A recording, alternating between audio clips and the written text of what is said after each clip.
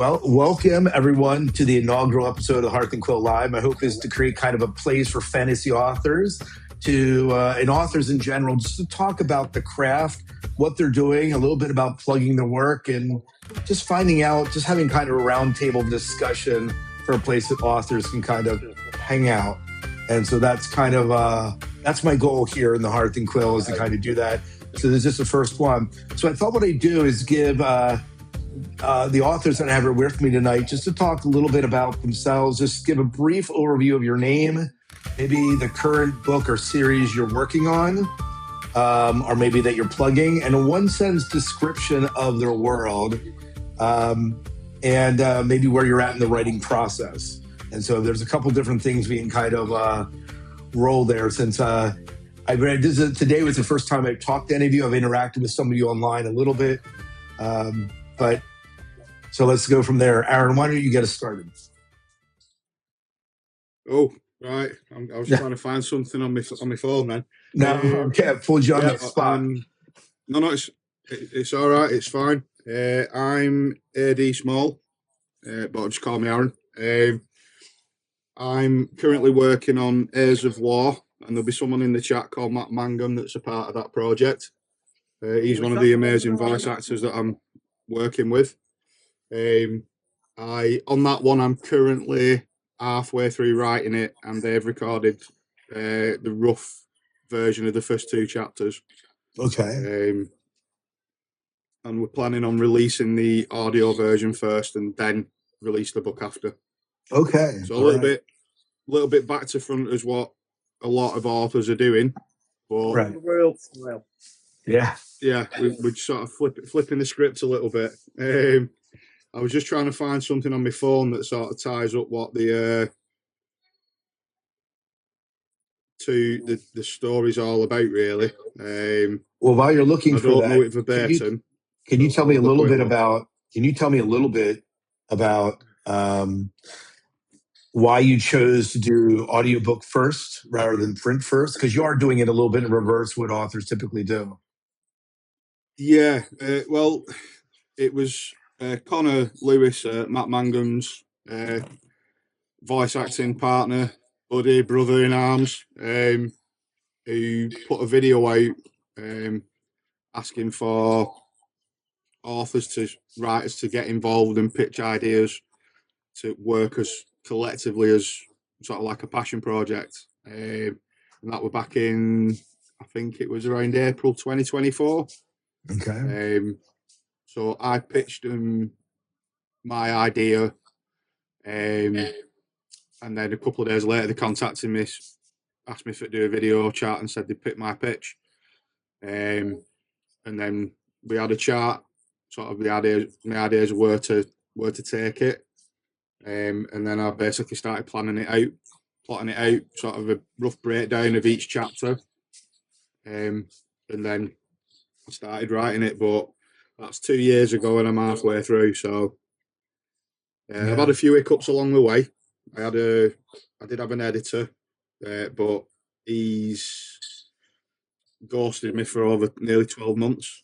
Oh, okay. So yeah, I've kind of taken that as he doesn't want to be involved. So I've had to do all the editing myself going forward from chapter 12, say. Okay. He had a little bit of input from 12 to 16, but not a lot. So that's the hard thing, where normally I would write and then edit it when I finished the full story. But because Connor and Matt are recording it, right, I'm having to edit each chapter so that I can pass it to them to record. Okay. So it would be quite daunting to pass 38 chapters over and say, here you go, record that. But they do have input in it. They'll read it and tell me if there's anything that they want changing, or to input anything if they've got ideas as well. It's not solely all on me. Okay. But yeah, that's where I am at the minute. I'm still trying to find. I can't find it. I've put it here somewhere. It's literally just 2 lines to sort of say what the whole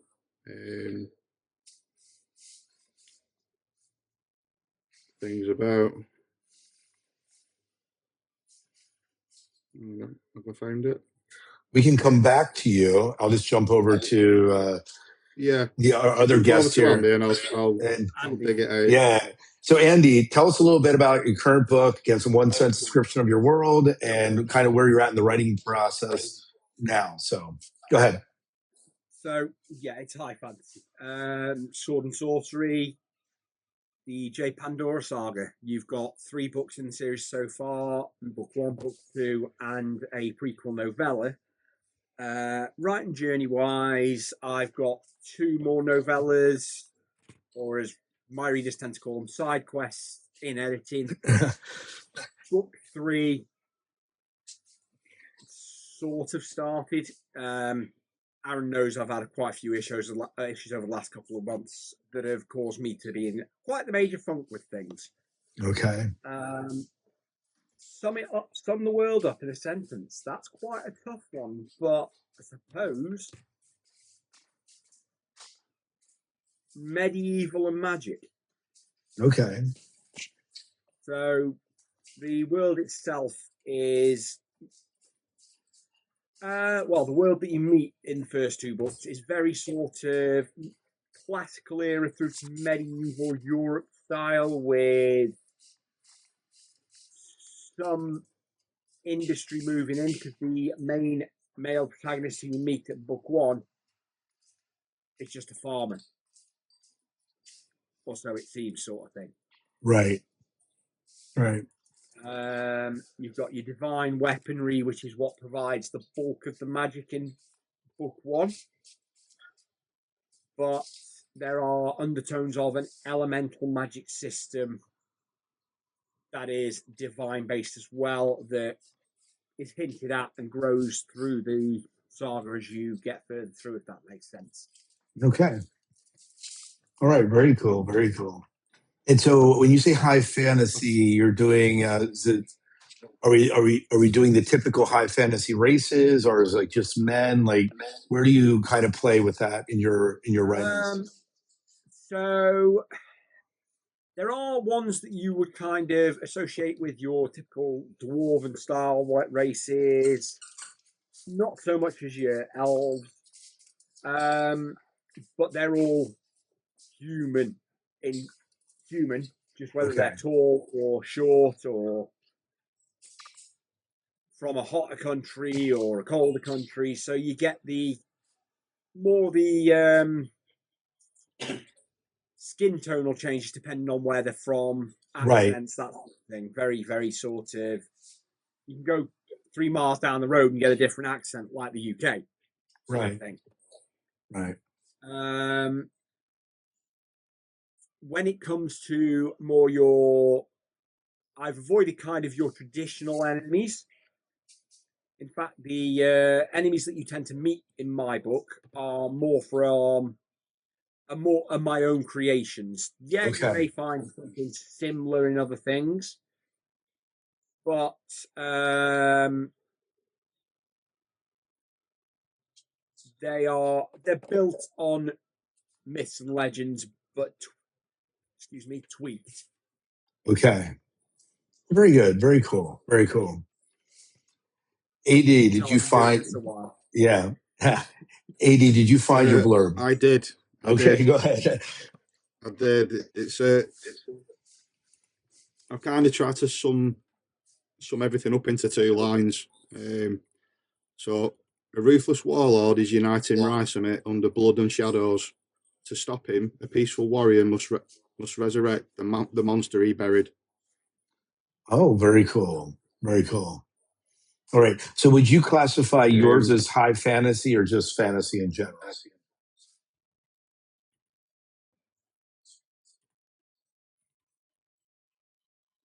Is he frozen for you? Have you froze, Aaron? Yeah, you're back now. Sorry, it's gonna be fantasy, possibly dark fantasy, maybe. Okay. All right. Very good. I'm still sort of.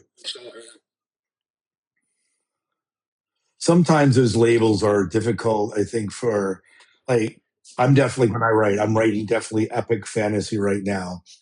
And I actually asked a question about races, Aaron, because of the in my world, you have elves, dwarves, and men, distinct races, distinct kingdoms, and so I'm playing with that, probably more the Tolkien-esque races, although it's definitely not a Tolkien-esque world as a part of it. So that's why I asked that question as a part of that. And I think sometimes the labels become hard. It's high fantasy, but it could also cross into like dark fantasy or grim dark, depending on what you're writing. Yeah. And so when people say, "Well, what genre you're writing?" Well, it's plague fantasy in my case. Like there's a plague that's kind of going through that they're battling or figuring out as they do their quests here. So, but well, very cool. Thank you guys for sharing that little blurb. Yeah. No problem. Yeah. Let's talk a little bit more to find out a little bit more about you as authors, and maybe starting like some questions here. Like, what made you fall in love with fantasy? Like, why even write it, right? And I know, AD, you've written other stuff, but like, what made you say, okay, I'm going to write fantasy now? Maybe a part of that conversation, like what authors maybe influenced you? Why, and maybe a part of that, why fantasy instead of writing something else? Because there's 1,001 things you could be writing. So, well, yeah. Aaron, let's start with you. Yeah. So who influenced me? This is going to sound really weird. We like weirdness. As I have never read Lord of the Rings. Okay. Or The Hobbit. But that world and what Tolkien created is inspirational. I've watched all the documentaries on Tolkien on the Lord of the Rings DVDs, and I've watched the Tolkien film and really loved it. I've read books obviously, but not necessarily where I can see on BookTok where people just read fantasy or people just read horror or thrillers. If a book sounds good, I'll pick it up. I'm not really bothered what it's about. I'm the same when it comes to writing, Scott. I don't sit in one lane. I'll do whatever comes to mind. But there are authors that I would say other authors that inspired me, but we can't say the names anymore. So okay, yeah, for fear of being cancelled. Okay, yeah, but very good. What was the other question? I think that I don't know that you have to be necessarily inspired by the written word of Tolkien to be inspired by Tolkien, because I agree those movies, number one, they're incredible representations of the books themselves. Fairly faithful, and like Tolkien purists, of course, going to argue that there's always stuff missing from the films, but I watched those movies numerous times and I've read Tolkien numerous times too, so I've done both. But I find what I see in the screen and to influence, certainly I picture things as I'm writing that are from just seeing that world and being a part of that world. So I hear that. So, yeah. Yeah. Even from the deviate, but I've been creative since I was probably about 3. Okay. In one form or another. But it was the visual medium that hooked me first. I remember watching Spider-Man when I was like 2.5. Okay. And I'm watching Star Wars. So you'd think from watching Star Wars that I'd write an epic space opera. Not yet. working on it. Something that's brewing. Can't wait to see it. Because I get quite a lot of ideas, so I've got a long list of projects that I wanna write, and unfortunately that space opera-esque isn't on that list yet because I've not fully formed the idea. But yeah, so I started really being about 2.5, but my writing journey started in 1999. Very cool. Very cool. Now, you said that we're talking fantasy tonight, but you've obviously written some other stuff as well that you've published. Talk to us just briefly about that, because while your fantasy book isn't out yet and you're kind of halfway through it, there's other things that have kind of been a part of your publishing journey. Yeah. I've originally, the first book I published was a poetry book. Okay. Which I do have here. Selfless plug. I apologize. No, go ahead. No, go ahead. Very cool. And then a year later, oops, sorry. Yeah, so a year. There you go. The first one. A year later, I came up with this one. So it's just a really small collection of poems, as you can see. Okay. Very, very small. Obviously, that wasn't the plan back in 1999. The plan was to have a book published. Right. But in my head, I was like, oh, it's going to be a sci-fi story. Along the way, things changed and it didn't come to pass as that. Originally, I was going to release this book. Okay. A small book of short. A small stuff.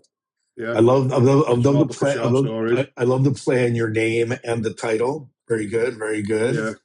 Yeah. I made sure A small was in red. My favourite colour. That cool. Title came about from my partner Gemma. She came up with that. Oh yeah, you've got a Gemma as well. You confused me there. Yeah, and then Gemma's eldest is an artist and a tattooist, and they did that image for me, and then I put it all together. Very nice. So that came out in 2024, which is just a collection of short stories. Obviously, as it says on the cover. 14 of them to be exact. So there's a bit sci-fi, bit fantasy, bit horror. I've even got like 50-word flash piece in there as well.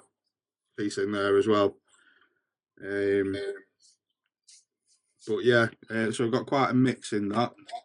The same year, I was a part of this anthology, The Last Day Under the Sun. There was 22 of us all together involved in it, which was really good fun. And then this year, I've had another short story published in this anthology, A Compendium of Secrets. Very cool. Oh, there's a question in the chat for you, Aaron, as well. Oh, what's a flash piece exactly? It's the number of words. So I think if I'm rightly, it's from 0 to 100 that's classed as a flash piece. I think that's what I heard quoted out as well. Yeah, I've heard like, and it varies depending on who you talk to, as well as flash. It's basically it's a really short piece of writing. Yeah. I did a ghost story in 50 words. Is that they walked into the mansion, the ghost said boo, and they ran out? No, I can read it to you if you want. Sure. Why don't you read it to us? Let's have a little bit of story time here. So, there you go. You got a shot. Oh yeah. It's called Entwined. I curl next to her and stroke her face like I used to. She shivers and sinks deeper into the duvet. At the same time, every night she opens her eyes and looks to her right, but I am not there.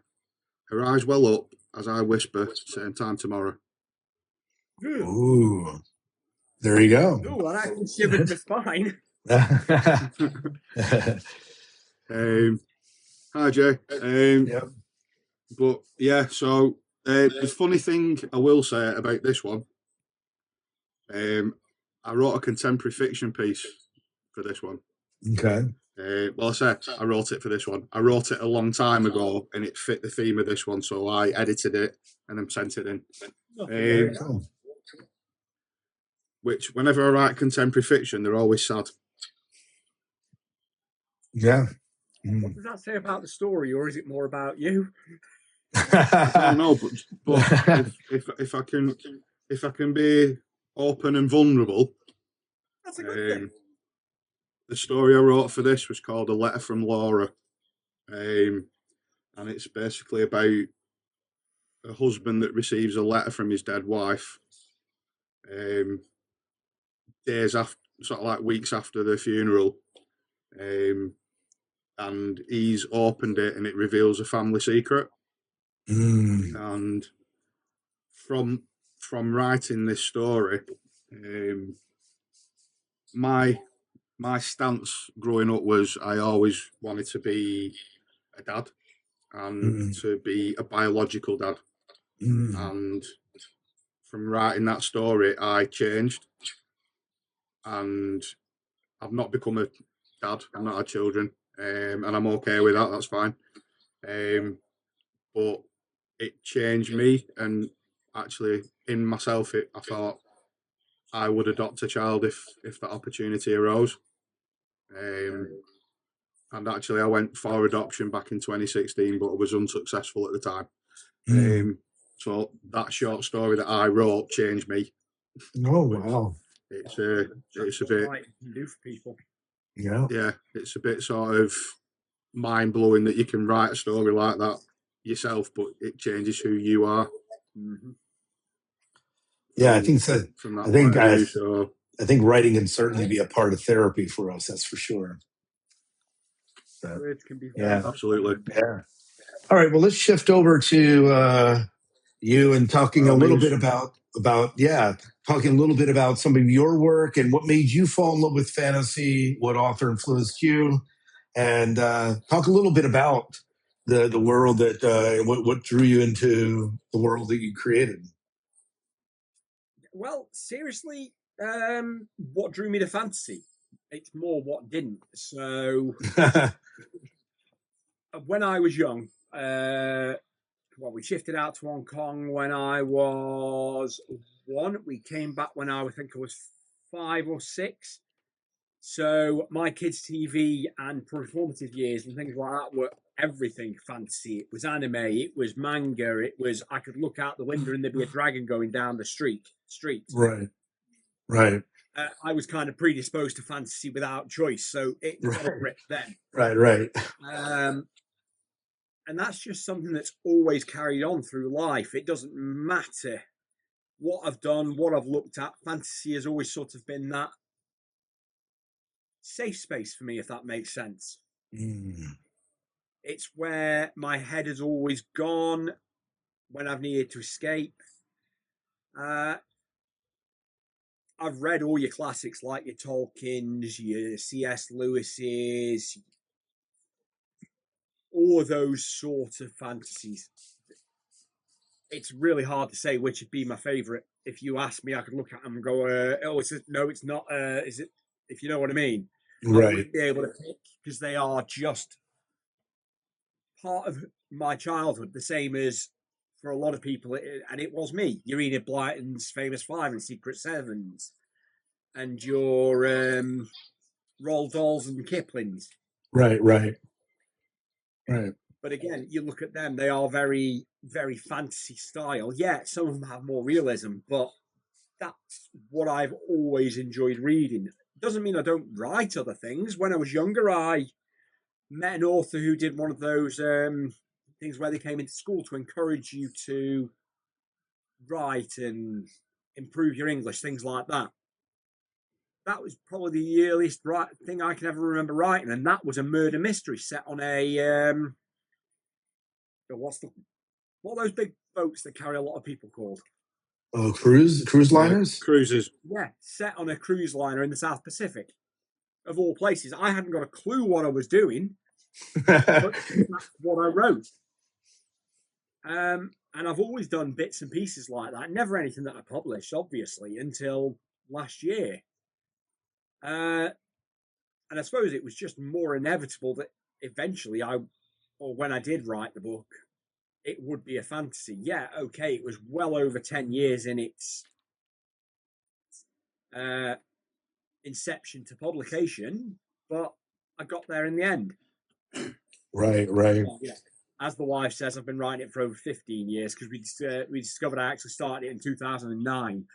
Wow. That was book one.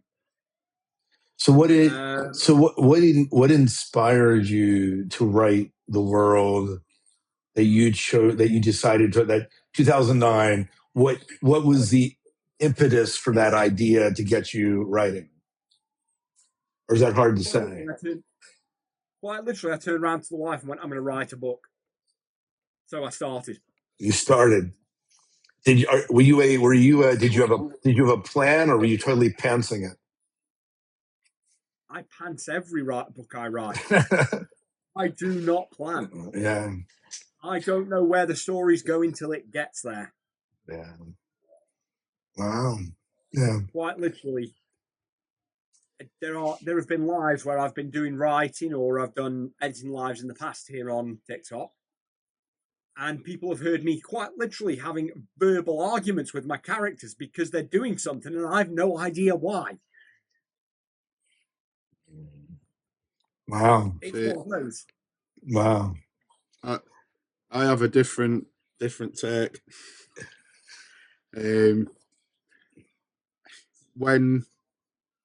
When someone says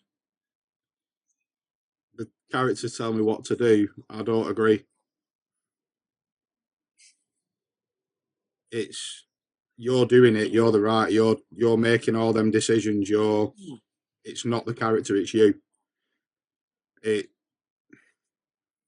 And yes, you will create villainous characters that do evil, nasty things, but it's part of that story. It's, it doesn't describe who you are as a person. You're just creating that character and doing things with that character, but it's not the character telling you what to do, it's you. Now, people might think the other way. Andy, you might think Aaron's talking a load of tosh. But Eddie's a dictator for his character. Well, yeah, I suppose anyway. Yeah, I'm God in my world, aren't I? Well, you are. It's true. All God to the characters. Right. But it's interesting when I write. I'm thinking about it. I do have a plan. I know kind of where the story's headed, but I don't know that. I don't have everything fleshed out as far as here's how the characters are going to react. Here's what they're going to do as I'm writing, and that I figure out while I'm writing. And then I go back and I add chapters that I feel are missing, and eventually it makes a novel. But it's not. And so I know, especially for the second novel, because I have book 2 written in the series, the book that's coming out here in August, Last Kingdom and Kali. I have the second book written, and that one I planned out, but the plan changed as I wrote, because there was going to be a kidnapping at one point, and I shelved it, and there's no kidnapping just because it didn't serve the story. And so I found that as I'm writing, it needs to serve the story, and if it means I change my plan, I change my plan. Yeah. I'm kind of the same thing. I know the beginning. I know the end. What happens in between, my own brain surprises me. Right. Very good. Yeah. I've always been a plotter. I plot loosely. So, for example, on Aves of War, I just wrote a little paragraph for each chapter, so I know what's happening in that chapter, but I will figure that chapter out when I'm writing it. Right. Yeah. If I'm writing a short story or a novella, if it's not got chapters, I'll write bullet points or little paragraphs, little one-lines, a bit of dialogue. And then as I'm writing it, if I cover that point, I'll delete it. So I'd never have, unless I've emailed it myself at some point, I never have like a master version of the plan, because I'll just delete it because I've got the full story. I don't need the plan. But you know, there's no right or wrong way. Right. Right. There isn't. No one could tell me any different, because there just isn't. It's what suits you, what you feel comfortable with. Yeah. I did try to pants. It's just not. It's not for me. It sends my head west, because I'm like, no, and I just got no. I need to plan. Yeah, I was just looking at what R.A. Sandpaper said. Plotting helps the second draft be less painful, and I do agree. I think that if you plan and then you write, you at least have an idea where everything's supposed to go. Sometimes you find yourself, when you go back through, I'm like, what in the heck was I thinking? And that becomes a little bit harder in the second draft. So I think that there is something to be said, I think, for at least some planning. I mean, I know authors that when they write, they have like huge outlines and know exactly where their characters are going, who's going to interact with who. And that's just not me. But I definitely have a little bit of an organization. But Organization? I write in chaos. So Andy, just a quick question to you. When you're pantsing a story, that's your first draft. So what's your editing process like, and how many rounds of editing do you do? Well, that's a great question. Book 2 went through me and Jay, betas, Emily and Darren, and then final read through. So at least 5. Once I finish story, I will then go through it myself, make changes as I see things that need changing. Then that's where my wife Gemma, who's in the chat, comes in.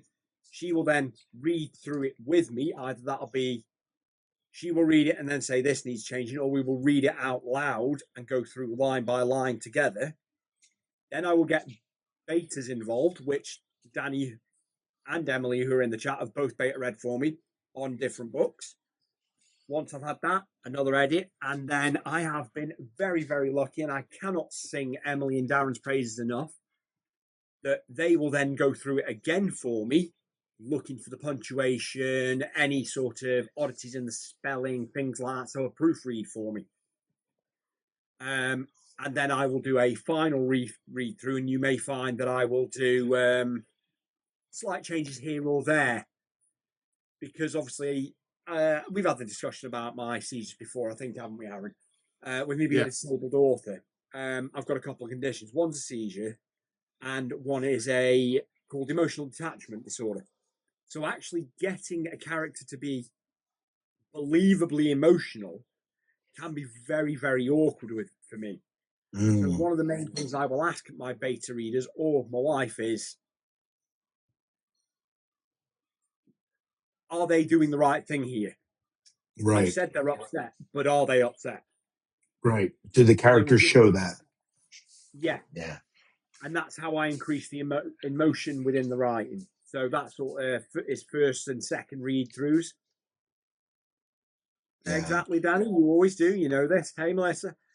And I think it's thanks to those that I've mentioned that book 2 has become such an emotional roller coaster, because they have caught things that I've missed. Then a few of them want to string me up for it, shall we say? Yeah. That's not a bad thing. It means it means they're invested in your book, right? Exactly. It means that I've done my job as an author. I've got them to invest. Right. See, right. Danny said it, and my wife. I still don't forgive him. Exactly. Yeah. So that's so would you so would you say your editing process, you maybe do sort of like 6 to 7 rounds of editing? Very, very possibly. Yeah. Yeah. It all depends on the size of the book, obviously. So yeah, book 1 went through 6 or 7. Book 2 went through 6 or 7. But the prequel novella, I think, only went through 3. But it is only 25,000 words. Right. Right.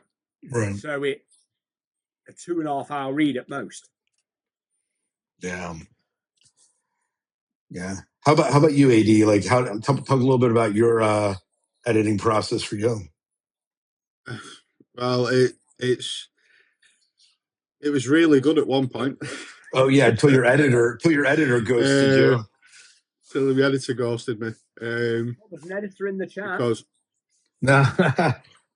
it's a weird one, Andy, to be honest. I'm like, I never asked him to do it, he just offered. Right. And I offered to pay him and he didn't want it. He just said, like, you know, just elevate me when it does well. I went, absolutely, obviously. But I kept offering to pay him and he didn't want it. But he understood what the story was about and where I was taking it. And I'll be honest with you, I'm not sure if I'm ready to, like, let someone else have a look at it, have a go at it. I think it's burnt me a little bit, and I think in time I will. But I'm kind of just doing it myself at the moment. So obviously with me doing it per chapter, it's a little bit different. So when I did have an editor, I'd write it, I'd send it to him, he'd go through it, suggest changes, and then send it me back. And I'd make them changes and be like, right, crack on, let's go, move on to the next one. But with him not doing it now, I've kind of like, because I suffer from imposter syndrome quite often. Don't we all? I have to, I have to sort of, I break it down and I do it a bit at a time. And then I might do a pass of the grammar, and then I might do a pass of like structure and make sure I've got everything right and the sentences are structured right, and then I move on. For this one though, I've not got beta readers because I feel bad just giving them a chapter at a time. Yeah, you're doing a bit of an unusual thing too. If you're just joining us in the chat, AD was telling us this book is being released. It's an audiobook, so it's written chapter, gets sent to the audiobook people, and then you write the next chapter. So it's not like you have a full book written that you're going to hand off to a beta reader or even an advanced reader, because it's just not going to happen. No, I mean, I could send 16 chapters. No, yeah, 17 maybe. 17 chapters I could send to someone to read. Right. And I'm quite comfortable with where they're up to. And this is where it gets hard, because obviously having that editor, I'm now having to make sure everything I do now fits that level, which can be tricky, but I'm learning about myself along the way, so I can't knock it too much. But no. But he was kind of like editor, beta reader, all in one. And he would make suggestions along the way and say, what do you think about this? I'd be like, that's a cracking idea. Thank you very much. Can I use it? Cheers. I used to have a friend that would beta read every document I'd send him. But I've not sent him this one. Okay. He knows about it. I've not sent it to him. But like I said, it's took me 2 years to write sort of 19 chapters. 38. So and it's going to be quite short for a fantasy, really. It's going to be about 80,000 words, 85,000 words. That's a nice length, though. You're looking at what, 300 to almost 400 pages? Probably less than that. The chapters, word count wise, are possibly closer to that. It is about that. Because Connor and Matt are recording it, they asked me to keep it to like about 1,600 words per chapter. Now, I have had some chapters, unfortunately, like the council meeting that I have in one chapter, that's like nearly 2,500. And I couldn't really split the chapter in half. It just wouldn't have made sense. So I've apologised to him and said, listen, I'm sorry, but there's quite a lot of people in that scene that all want to talk. Right. Nothing. Some of my chapters are approaching 6,000 words.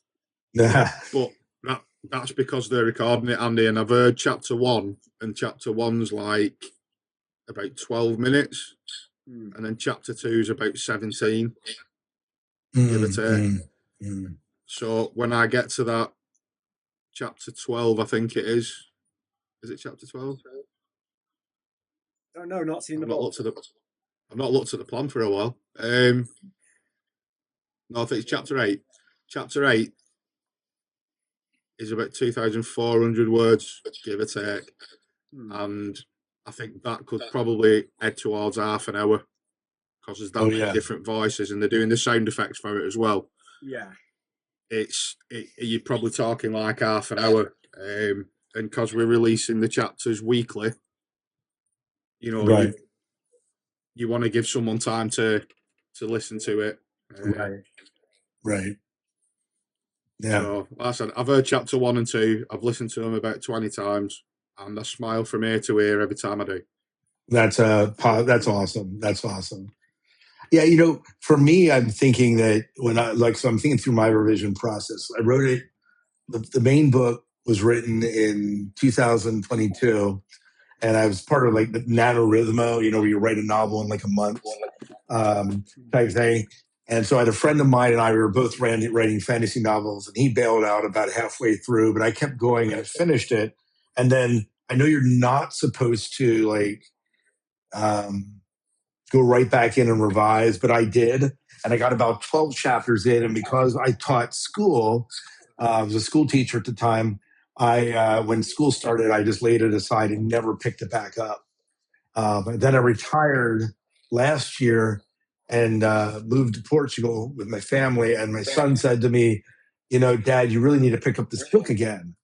I'm like, okay. So I picked it up, did a couple of revisions, sent it out to beta readers, and they sent me feedback with a bunch of plot holes, obviously some grammatical stuff that even though I was an English teacher for years, when you write something and you're so invested in it, you're too close to it, you miss stuff anyways, or your brain kind of inserts words that you think are there when you read them.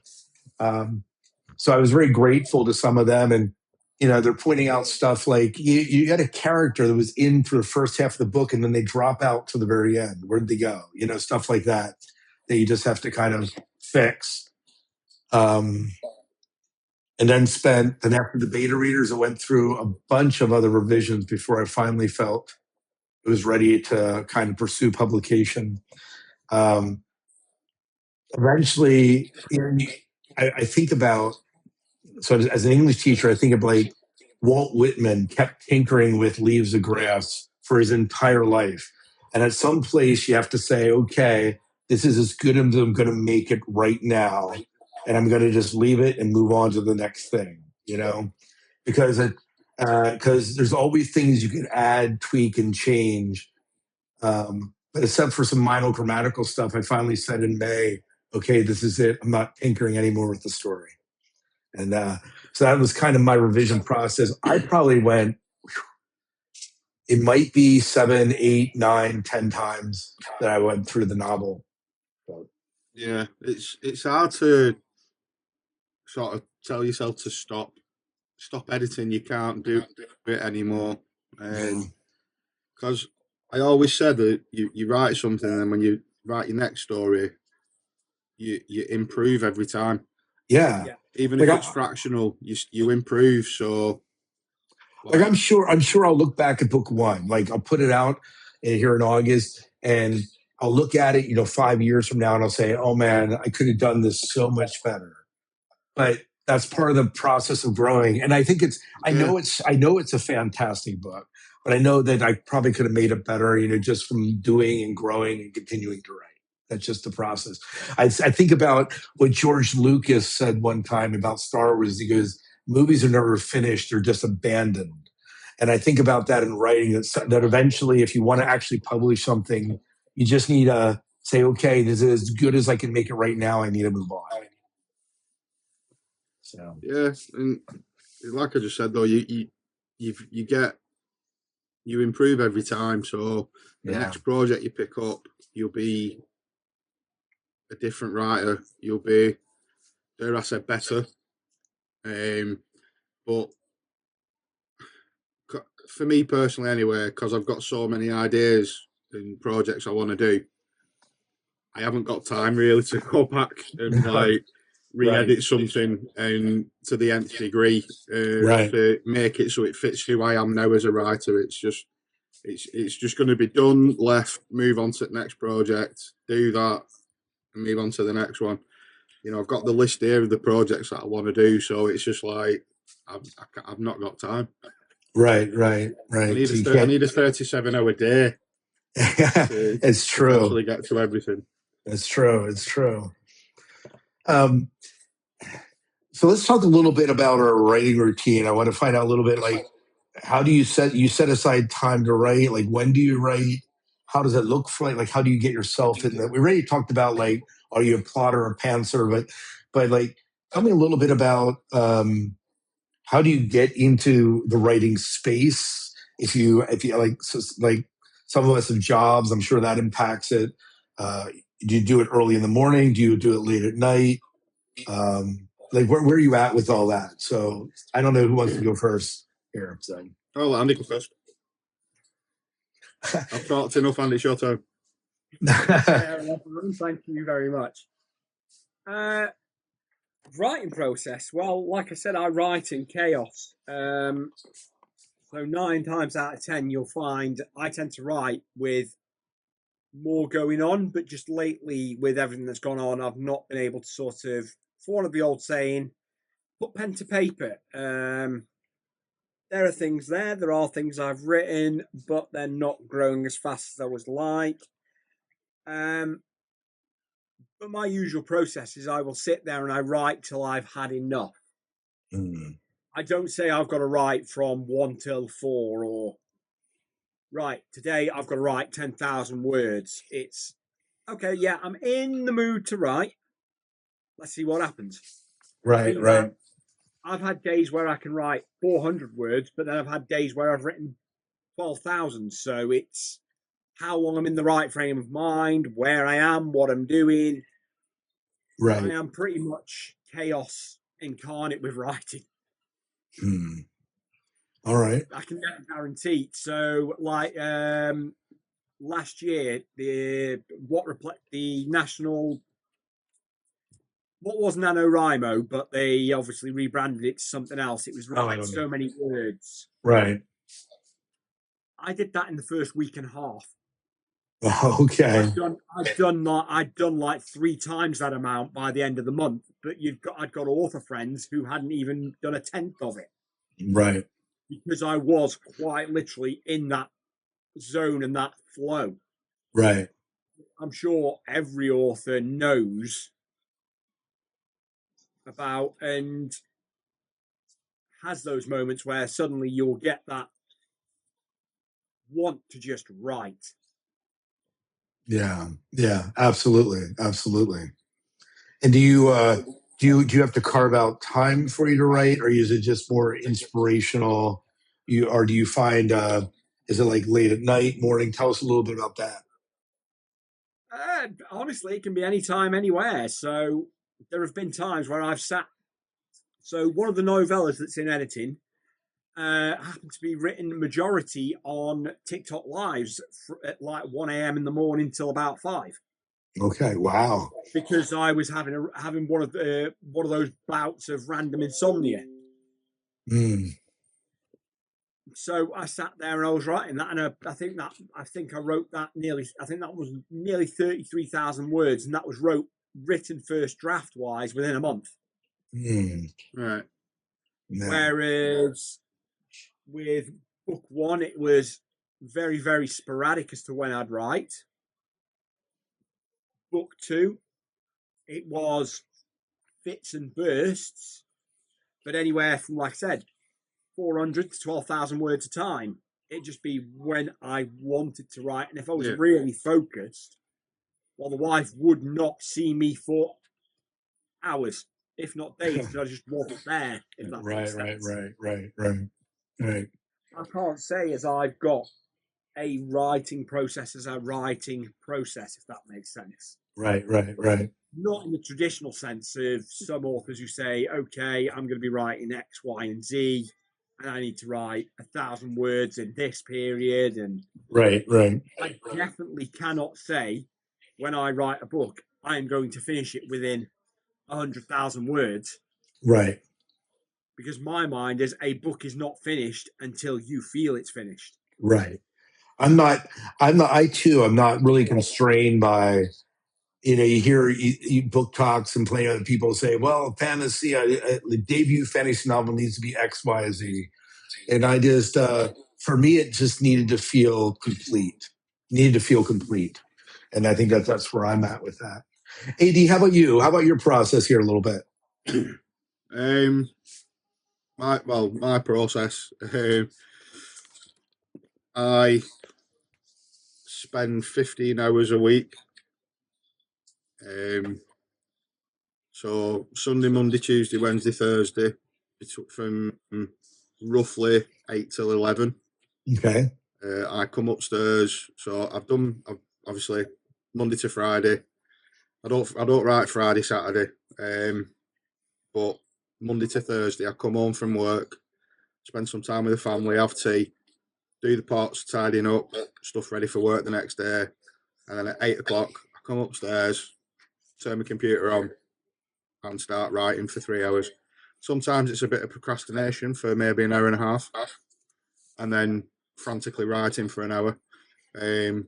Much like Andy, I don't set a limit as such. I don't say I have to write 1,000 words tonight. If I write 250, but I'm happy with whatever I've written, then that's a good writing session for me. Now people can say, "Oh, that's why it's taking you so long to write it." That's fine. Yeah. But I go through, because I'll sit here and I'll have my music on, and I'll sit there and I'll be thinking of the story and I'll be playing it out in my head because I'm quite visual about it, and I'll run through every permutation of where the story could go next until I go, that's the right one, that's perfect, that's what I want. And then I'll go, right, because that could lead me into the next bit, and then so on. So it's more for me about being happy with what I've written. Very good. I believe Mr. Alex Lee Timmis has entered the chat as well. Another one of our indie author friends who writes vampire based. Okay. Yeah, no problem, I need to get his book next time. Yeah. Well, we're in Warrington at the weekend, Aaron. Yeah. I'm busy this weekend. Yeah. I was thinking it's sod's law, really, isn't it? Yeah. I was thinking about, as you were talking, like, so for me with NaNoWriMo, I think I set a certain amount of words I wanted to hit a day, but I wasn't religious about it. Like if I went over, it kind of was where the chapters need to be. So I think that by the end, I think originally the book ended up being 40 or 50 some chapters. It's now more than that. But in the first draft, it was that. And for me, I just got up. I was a school teacher, so I had my summer off when I did it. And so I'd a certain time of the day, I'd start writing. Unlike AD, I cannot write to music. I'm a silence writer, just because I love music so much and I get lost in it. And so for me, it's a distraction. And my son's does D&D campaigns. He writes all the time to music, so yeah, I know and I've talked to different authors on here that have music kind of when they write. For me, I need it quiet. And so in the mornings before my wife got up and before my son got up, I would be, spending 2 to 3 hours just writing or crafting the first draft of that novel. And for me, it was always mornings, typically with a cup of coffee or 2 or 3 to kind of get me through it. So that was kind of my process in it. But I think I know you say you don't listen to music. I can't listen to music with lyrics. It has to be instrumental music. Has to be. Yeah. Does the music represent what you're writing in some way? Yeah. Let's see if I can find it. Well, I should be because I've got it saved somewhere. I do have a playlist for mine, but I can never remember where I put the QR codes when I want them. It definitely was, Alex. Yeah.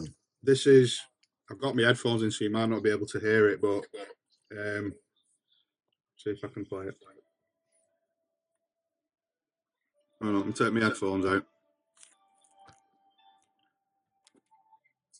And so do you hear that? Yeah, we do. As you're writing, do you I know as you're planning it, thinking through it, it's definitely the music. When you actually sit down to actually craft the words, is that music still playing? Yeah. So can you hear this music? Yeah, a little bit coming through. So it's literally a video that's on for 3 hours and 20 minutes, and I will just put it on and let it play in the background. To the point where it in effect it just becomes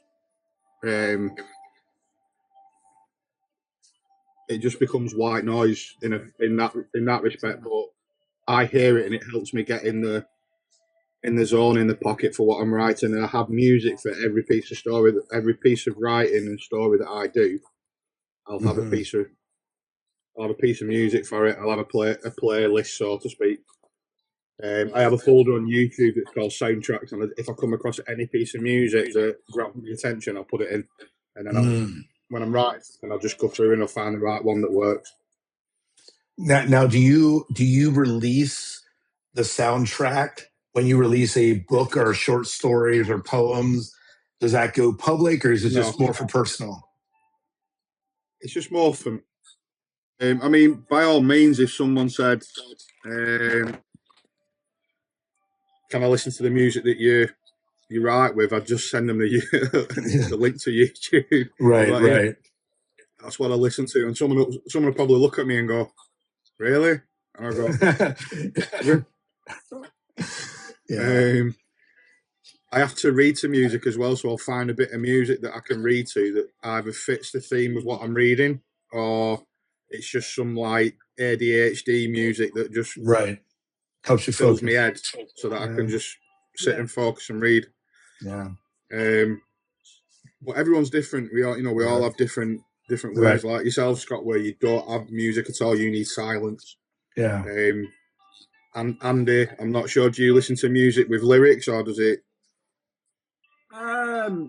Honestly, it just depends. Right. It can be quite literally just background music like yourself. I've had music on in the background. I have TV on. It's usually more about the chaos than what's actually on for me. So if I've got the wife and youngest in the house, I won't need either because they're creating the. I've literally been writing when they've been bantering and play fighting. So it's about having the sound around me to pull me out of my head, if you know what I mean, and not let my mind wander. Right. I'll lock in. Right. Very cool. Yeah. And this is. I do like Rebecca when I'm writing. I have done Rebecca's writing lives. Right. So there's like 8 of us on there, and she'll have music playing, and for 45 minutes we all just do whatever creative stuff we're doing. Right. And so you're just together, just writing, kind of in the presence. Yeah. That's very cool. Very cool. That's a good thing to have. I mean, like, it's really weird. I used to work in an office and I could sit and I could read my book in the middle of a busy office and I would not bat an eyelid. And something changed. Like, I can be sat at home and if, like, Gemma's watching TV, if I try to read a book downstairs while they're watching TV, my head's just going, what's going on?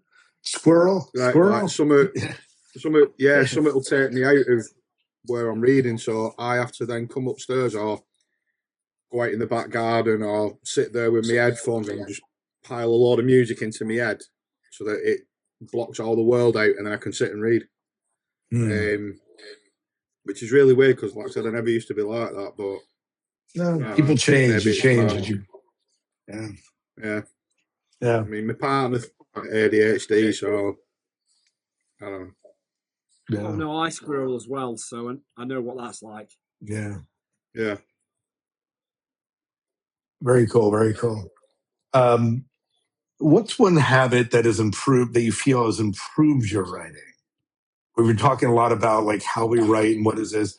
What's maybe one thing that you do that you feel has helped you become a better writer?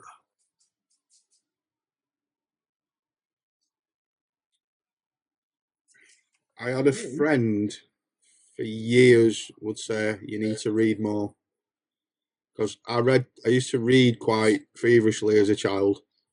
I was probably one of the best readers in the school in the sense of back when I was younger. I mean, I'm 48, but there used to be like these red books that were probably like that thick, and there weren't many children that got to them books, but I did. And then I got to secondary school, and I think my love for reading just stopped because there's quite a lot of work to do, and you was reading quite a lot, and I think it took the fun out of reading. And it was only when I started to read again, and I got the thought and set the goal of having a published book by the time I was 45. That's when I started to read again, but I still wasn't reading enough.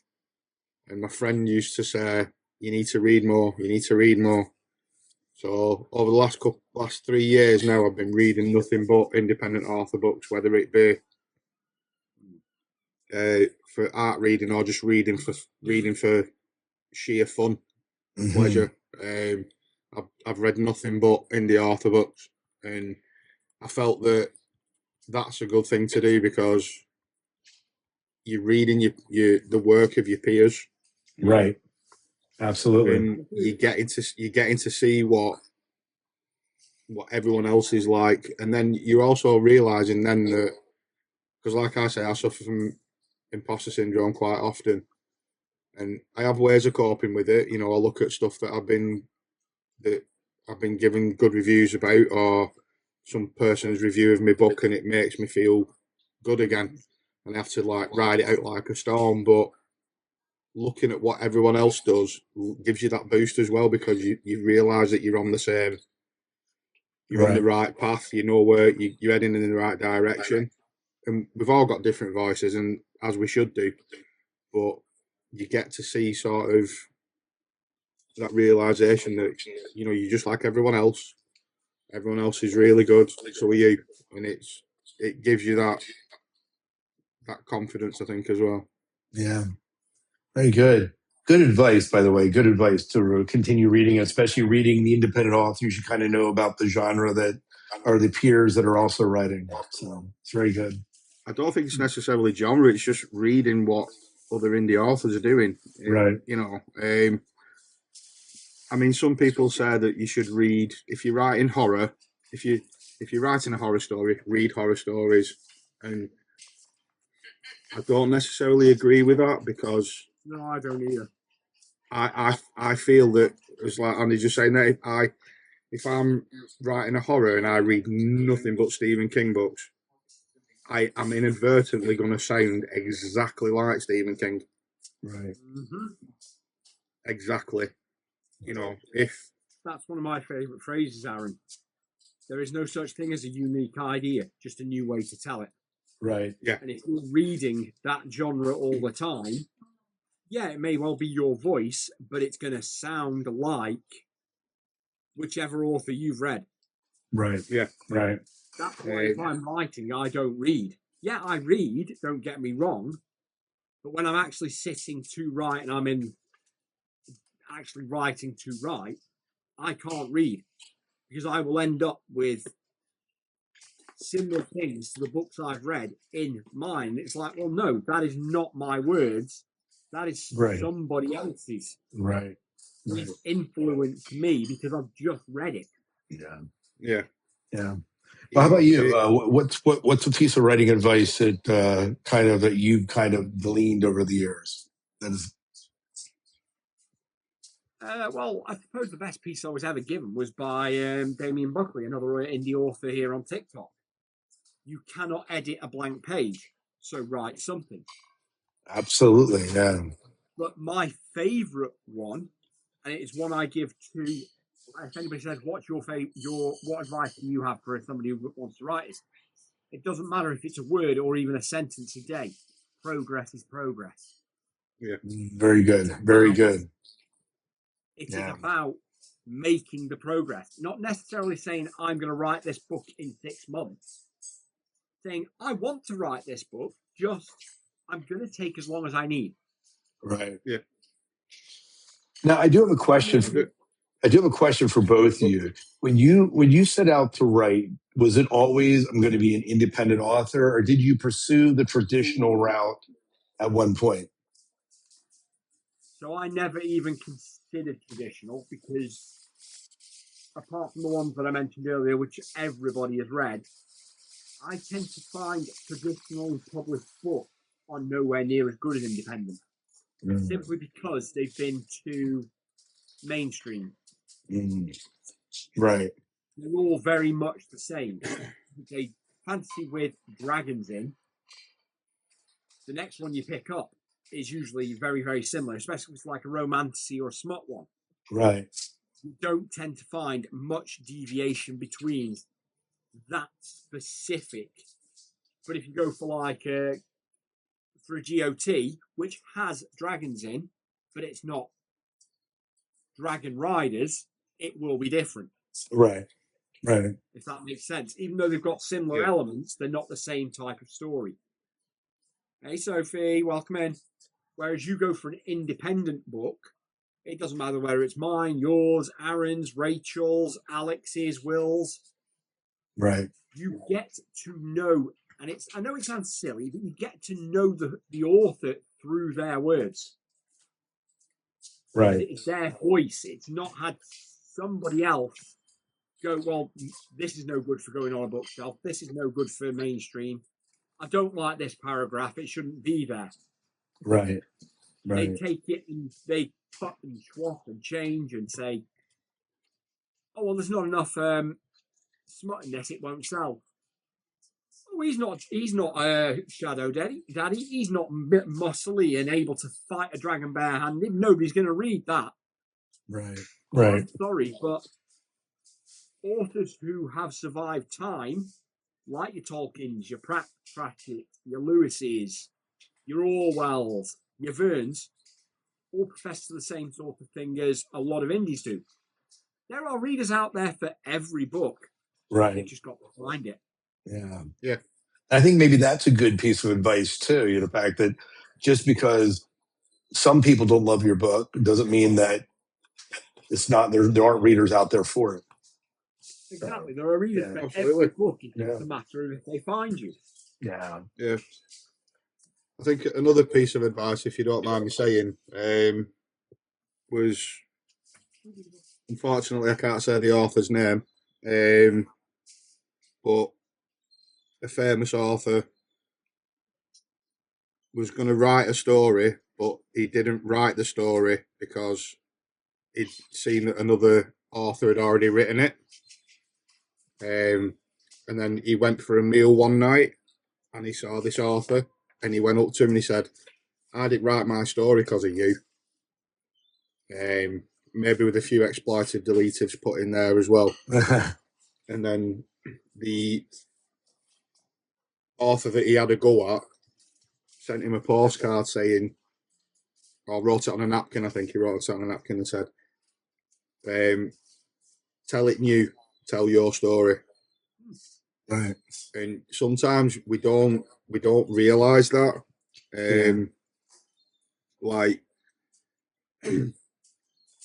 I'd love to write a Marvel or a DC and build a universe. Right. Now, I could sit here and say, like, I can't do it, it's already been done. Which is just a load of toss, isn't it? You know, you can do it. Right. You know, you're doing it in your voice, like Andy said. You're putting your own spin on it. It's not going to be exactly the same. And I think when you realise that, it's quite liberating. I spent many years searching. I was told there's only seven types of stories, and I was like, no, there's got to be more. There's got to be more. And when you look, there isn't. No, it's the same thing with there's only ever been 3 reasons for WAR: women, money, and power. Yeah, and you can mix them 7 types of stories up. You can, splice 2 together. It's not new, but you're telling it in your voice, and that's the bit that's new. And right. Another thing that I sort of dawned on over the years were I heard a lot of people say, like, I reread Lord of the Rings every year, and I was like, well, why would you reread something when you already know the story? And it took me a little while, and I twigged and I got it, and I was like, it's the characters, isn't it? That's what people come back and reread a book for. Now, if you can make your characters that way, that the people can reread them and enjoy their journey, even though they already know it, you're onto a winner. You can't. Also with books like Lord of the Rings, though, I think I've read through the trilogy and The Hobbit probably 7 times through life, and I still notice details now that I've missed in every other read through, if that makes sense. Because I think you see different things every time you read a book. It hits you different every time. I was going to say you're a different person every time you read it, right? Yeah.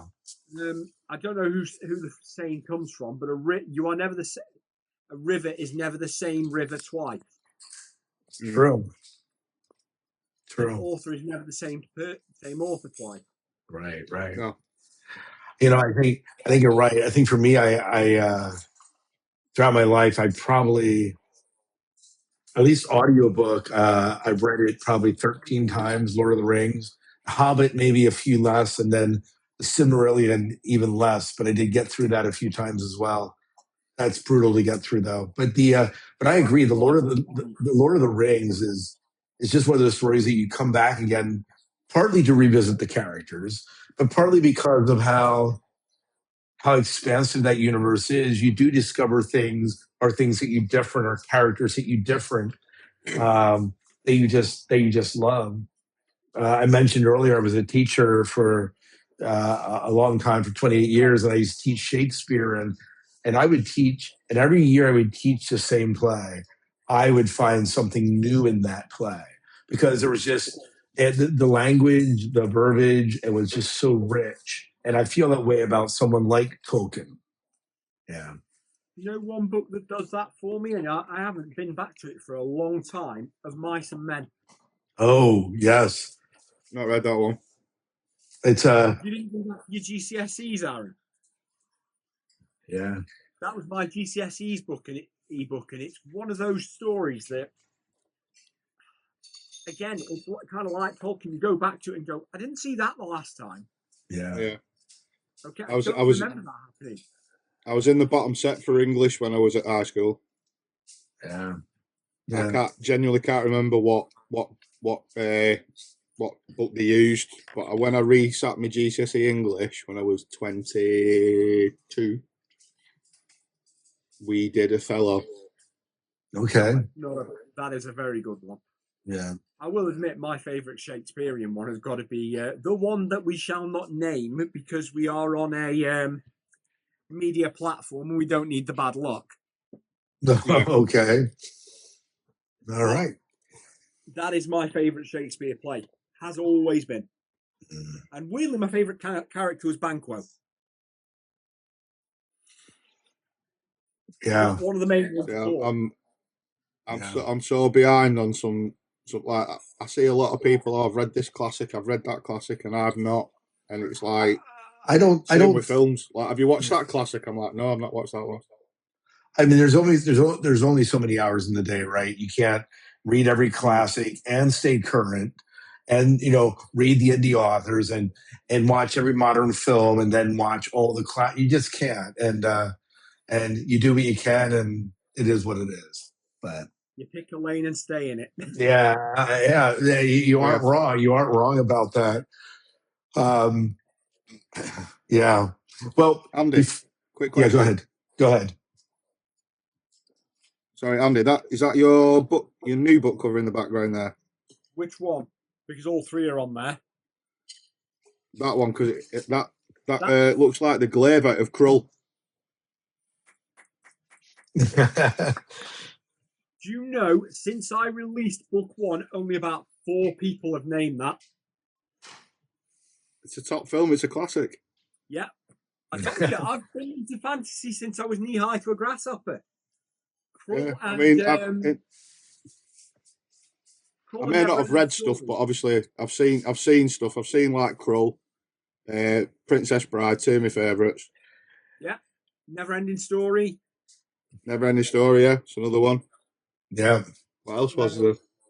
Yeah. There was Lord of the Rings back in 1978, weren't there? Is inspired by that. Krull, yeah. Yeah, it's not just a throw and return weapon. It's got divine powers in mind, but all right, very, very similar thing. Yeah. Cool. I look forward to reading your book, Andy, which is on my pile. Which one? Because there's 3 now, Aaron. Maybe all 3 are on the pile. No, I'm just kidding. No, I've got a rather big pile, Scott. Exactly, Emily. I know you've read all of them, and ones that haven't released yet. Because Andy was there when I spent like £60 and bought some new book. Yeah, and found a few more. So I've got that one. So you've got first edition Lemon the Star at the beginning, 2 Kings, 1 Throne. Because you had him before Restoration released, which is book 2. So do I read that one first? It does not matter. So the novella, the blue one, don't matter. Yeah. And the book 1, the Jade Pandora 2 Kings 1 Throne, they are designed to be the left and right hand roads. So you know how you've got to say fork in the road, right? Yeah. They are the forks. Okay. They meet that singular point. If you read book 1 first, and then read the novella, you pick different things up from book 1. All right. But then if you read the novella first, you hit the end and then you go, oh, okay, that's where this comes in book 1. Right, I got you. Got it. I got you. Got it. Nice. Yeah. I mean, that's cool that you can do that. That you don't have to read whatever order you read it in. You get a different admittedly, the viewing experience. The next novella that's once people have had a chance to finish going through. I know personal circumstances have made things harder, and I get that. Yeah. Is definitely an after book 2 read, because you've got to read the second book to understand the point of view of the second novella. Right. Makes sense. Yeah. It makes sense, but at the same time, you won't realise what character it is. And it won't be one you're expecting. And then again, both of the written novellas are from characters people won't be expecting. One of them is in all three of the books that are currently released, but nobody as yet has paid attention to him. Right. Very good, very good. Yeah, I look forward to getting to them, Andy. I have my pile of books here. Of all the ones that I bought that day. Yeah. Well, Sophie's just asked about a character nobody's ever asked about. All right. From my first book. So do you want to answer this question? Honestly, Sophie, I don't know as yet. So Zenith is the main male character in the saga. He's okay. Pardon? Go ahead. Zenith is basically the farmer that goes from rags to unwanted riches. Brent is a side character who kind of comes in sort of halfway through the book, and he's more your I already know it all type. I want to impress the queen so I can get further. And nobody has ever actually said, I want to know more about him till Sophie. There you go. I've had people ask about others, but never him. So, are you going to do that? Brent? I do not know because he's not a major character. Very good. He does appear again in other books, but he doesn't have a major role. Right. Well, she wants more Brent, just so you know. He is a commander of the army, so he is rugged, he's battle worn, he is supposed to be that type of character. Yeah. She needs to see if he's the type. See if he's a marriage material, apparently. Yeah, that's right, yes. Yeah. Very possibly, Sophie. now you have him thinking. I've been needing inspiration. There you go. You might have just gotten it. But there is that. I'm not going to lie, Andy. Mm-hmm. Andy, that idea you said for that book yesterday stuck in my head. The chain book. Oh no, I want to do that, Aaron. Yeah. I'm up for it when you want. Yeah, I'm up for it. Take me in. Yeah. Well, I want to wrap up. Yeah. Well, I want to begin to bring this live to a close here. But before we go, I want to find out a little bit more. Since you're on the screen, Andy, why don't you tell us a little bit about where can people find out? Where can they find your books, and what's the newest release that's coming out for you, and what can we be expecting next?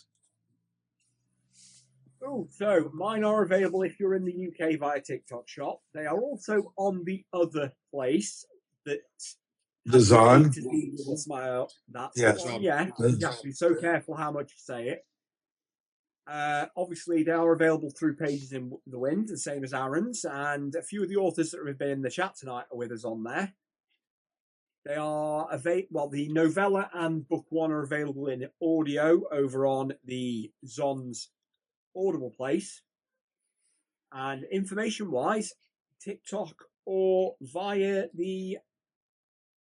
my website, my initials - my surname. Okay. Very good. Edie, how about you? Tell us a little about where can people find out more about you? What's most recent book, and what do you have coming out? My obviously recent book was this one, The Compendium of Secrets. I have a short story in that one. Very good. I have a website. You find me across social media: AD Small Author, TikTok, Facebook, Instagram, Twitter, I think, or X. Sorry, X. Whatever it's called. Yeah. I do have a website, adsmallauthor.com. And I am hopefully have 2 short stories published this year in 2 anthologies, and then another one next year. And Aves of War will be out when Aves of War is ready. Finished. Very good. Very good. Very good. Yeah. Well, we have a discussion going on in the chat about Andy starting a subscription service. Is that correct for this husband? Well, I've considered a Patreon before, to do monthly chapters, but I don't want to commit to being able to write a fresh chapter every month. So it is something I've thought about. Right. Right. Hey, listen, it worked for Andy Weir. We've been on this entire live, and I've only gone on about 3 books. I've technically got 4. The other one you can't get unless you buy directly from me because it's an online story. I'm guessing you 2 will know what I mean by the old-fashioned choose your own adventures. Oh yes, absolutely. Oh, yeah. Jackson and Livingston. I remember them. I have one of those that you can access via buying direct through the TikTok shop. It comes with the books. So technically there is a 4th Uprightian story out there. Right. All right, cool. Nice. Yeah. And for me, my book's coming out. My first book is, I guess, coming out, fantasy book coming out in the end of August 25th. I do have a collection of short stories, Murdering Tranquility and other stories. I think I might have it here. And it's available on the Ron. Kind of the glare is kind of blocking that, but it's available on the Zon. And then, like AD, I have a collection of poetry out as well. I was going to say you've done poetry as well. I've heard a couple of them. Yeah. So I've shared a couple of them on some of my TikToks, and maybe I'll do a few more. The World Sideways, so they're available on the Zon and on my website, ScottHertzog.com as well. But yeah, well, I appreciate both you coming on the inaugural Hearth and Quill Live, and my goal is to have other authors live. So if you're in the chat and you're an author, I would love to have you on. Just shoot me a message on TikTok and tell me you're interested, and I'd love to have you. And we'd love to have both of you on again. Maybe when we get near like a book release, we can kind of maybe plug a book release from one of you, and you have one coming out. So. Yeah, well, like I said, there's going to be 2 anthologies due out, I think, this year, but I don't know exactly when. We're closer to the time. Yeah, I've just finished a short story for one, and I'm just working on another, and then I've got to write another one for another anthology, and then I can get back to Aves of War. Oh, okay. So very good. I'm just giving a cheeky plug for a certain author who is in the chat that I am currently alpha reading for. Okay. I would say, from what I've read so far, yes, it is romanticized, but it is not a romantasy as yet. It is more of a slice of life, fae fantasy, and it is giving me the writing bug. Is it a little bit more what they call? Would that fit into the genre like cozy fantasy, as they sometimes refer to it? It is proving to be rather cozy at the moment, but I would say more your slice of life, as in seeing how they live in their world. All right. Okay. All right. I'm 13 chapters into it at the moment. Okay, yes, Sophie, I apologise. I am getting through it very slowly, but I'm being thorough. I am loving it, and I am going to big this book up when she finally gets through all her edits and gets it out, because it is already amazing. All right. Very good. This is its first. Well done. Or I'm one of the first to read through it for her. So. Oh, very good. I hear we have a book title for Brent. It's The Secret Life of Brent, just if you need inspiration for that. But, well, thank you guys for coming on tonight. I've got a title for it. Go ahead. I've got a title for it. Go on.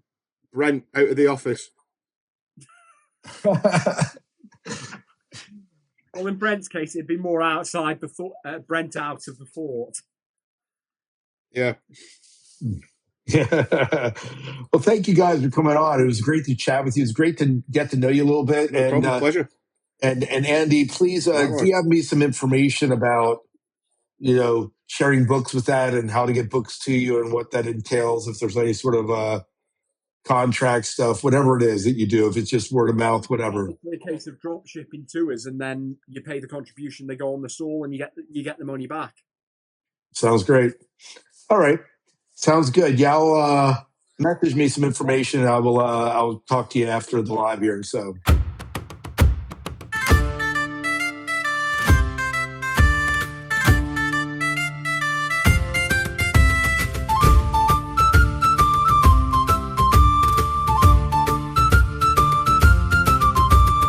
Hey ho, a-hunting we go, over hill and through the snow, through the trees where cold winds blow. Hey ho, a-hunting we go.